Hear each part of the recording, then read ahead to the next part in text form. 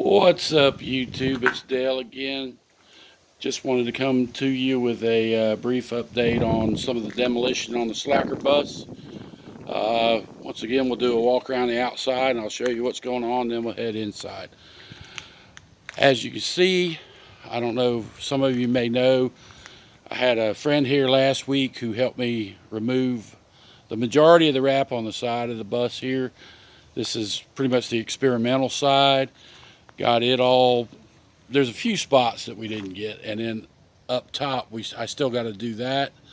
If you look up here, you'll notice that some of the clearance lights are gone. So we walk around here.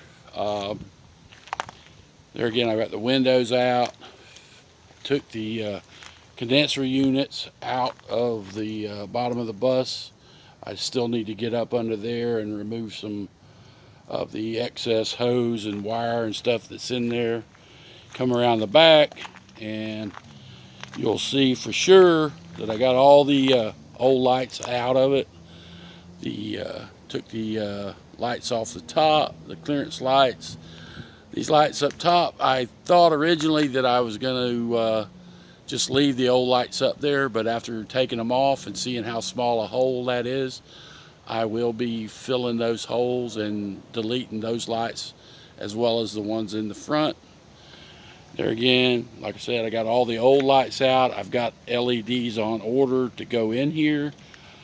On this side of the bus, as you can see, this is actually a lot cleaner than the other side, and that's because with two of us here, we were able to actually get a heat gun on this and a scraper and kind of pull the majority of it off. It was still a big pain in the butt. And like I said, up top, it's going to be hard because I'll be here by myself on a ladder. And it's hard to tell, but this wrap is probably 10 to 12 years old. So it's not like the videos you see on YouTube where they're pulling a wrap off a car that was done, 6 months ago. So all those cracks, every time you hit a crack, it wants to come off as a small piece. So it's just going to be time consuming. There again, this is the other space on the other side where the condenser unit was. Pretty much got, like I said, all the rub rails off, all the exterior lights. I took the, bumper, fender guards, whatever you call, off of it. I'll be cleaning that all up. They're actually over here laying on the ground. I'll be cleaning those up and reinstalling them at some point. The one thing I have noticed, and I don't know if you'll be able to catch it on this shot, but this hood is actually about a ½ inch to an inch shifted in this direction. So I need to get up under there, loosen the bolts, and kind of get it shifted back into position. I'll also, at some point, I want to go ahead and get these mirrors off of here. I'll be taking those off, repainting them and reinstalling them. There is, as I pointed out before, just a couple of spots up here under the windshield that have some, it's basically surface rust, but it's something that definitely needs to be addressed, and I'll be doing that at some point. Also, I'll probably pull the windshield wipers off just to give them a fresh coat of paint. Anyway, let's go back inside, and I'll try to give you an explanation of what's going on in here. First thing you can see is I got the old flooring out for the majority of the bus. And the side panels are all gone. The roof panels are all out of this, except for just this short little piece up front. And what I've decided to do is I'll probably leave that and this bulkhead installed in the bus and just run the roofing up to meet it up here flush. All right, let me get in here. Like I said, once again, you just pan around.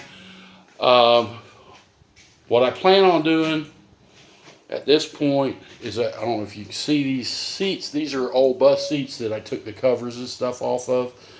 My original plan was to cut about 3 inches out of the height of the backs so that they're more or less level with the windows. I may still do that and then reupholster them.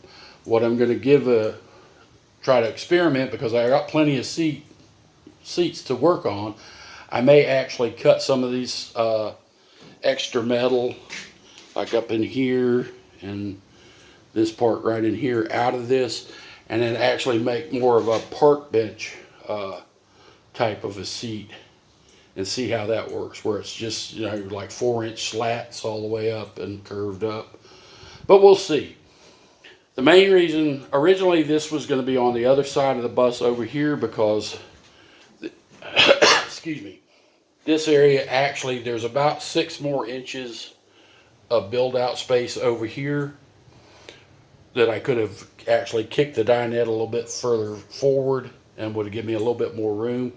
But because of this access hatch in the floor, which is to the top of the fuel tank, you really need to be able to get to that. It's one of those things that you probably never use, but if I put a shower in on top of it and have trouble with the sending unit or something in the fuel tank, I'd never be able to, you know, get that fixed. So it's going to be over here. Then right here behind this will be a cabinet to the back of the wheel well here, and that'll house the stove, the propane tank, and whatever else will fit in there. From the back of the wheel well to the back door is approximately 5 feet. That will have a full-size bed in it. This will be the bedroom area. This big window here on each side will have window delete, so this will be, you won't be able to see into the bedroom area.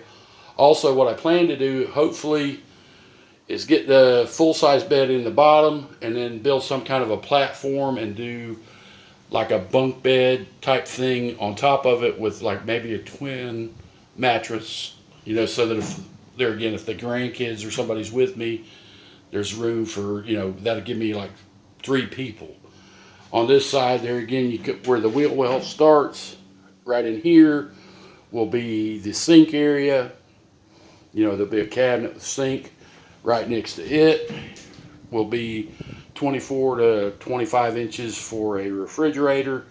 And then this area up in the front will become the shower bathroom area. I'm not sure exactly what I'm going to do here yet, but that's the plan today anyway. I was going to try to leave this area of plywood in the bus, simply just because I thought at the time I was hoping it'd be a lot easier. But as you can see, if you look at the floor, there seems to be quite a bit of rust up in here. It does appear to be surface rust. But what I'm thinking is over here next to the driver's seat is a heater unit. So at some point it must either still be leaking or had a leak. So I'll be pulling the chair, the driver's seat out and pulling all the plywood out of it and replacing all of it at the same time. There again, I'm not sure. I'm leaning towards doing just a Luan type roof where it just curves over here. The main problem I'll have with that is the Luan being 48 inches wide. Unfortunately, the structural members aren't spaced at a 48 or a 16 or whatever. So I'll have to do some strapping in here to make that happen. Also in this area up in here, I'll probably put some kind of a box and have some kind of storage up in that area. The only main problem I'm having right now, and if some of y'all have any ideas on this, I'm certainly glad to listen. This is an electric door on this, and for some reason it has quit working, and I'm not sure why. And I keep running it, and I know what I'm seeing, I just don't understand exactly how it works, but it'll come to me eventually, or somebody will go, hey, you know, this is what the problem is. Let me see if I can actually do this. And maybe you guys might know, but here we go.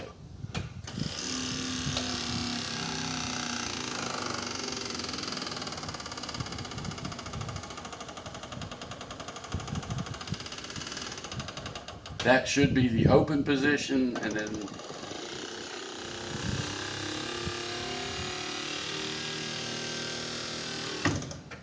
so I'm not sure. I will figure it out eventually. So if you have any comments on that, just let me know.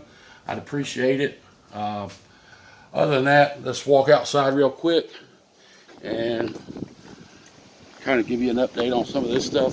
There again, the next day or two, I really need to clean up, straighten some things up. There again, I got stuff laying everywhere. I kind of need to go through some of it, label what the parts are, what it's for, make sure I don't lose something that I really got to have. The other thing that I got just 10-15 minutes ago, I got a delivery from Amazon, and while I did open it, we can do kind of an unboxing. I'll just open the box up.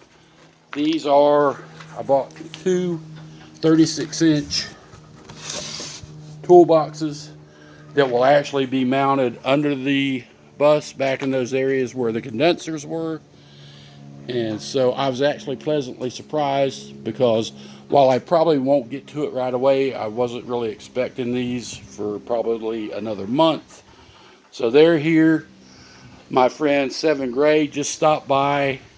He left me a diesel heater that he bought. Now there is some problem with it that he can't figure out. He thinks it's a circuit board, but he's like, if you want to try to get it fixed, here it is. Good luck. So I'll be looking at that, and if I can get it running, it'll go in the truck as well. I think I showed everybody here on the last video, I got a stove from Habitat for Humanity's Restore here in town for $80. That'll be eventually getting installed. I also have some of the replacement lights have come in, and they're here, but I got a lot of work to do before I get to that. Anyway, that's pretty much it for right now. If at some point I do something that's really exciting, or another guest builder shows up, or whatever, I will give you a shout out and tell you about it. I would say that, like I said, my friend Seven Gray was here, and he brought the diesel heater. If you ever follow Seven on his channel, which is Seven Wonders of the World, you'll know that he lives in a step van, and he's actually transitioning into a cargo type trailer build that he wants to do. So his step van is actually listed for auction right now on his channel.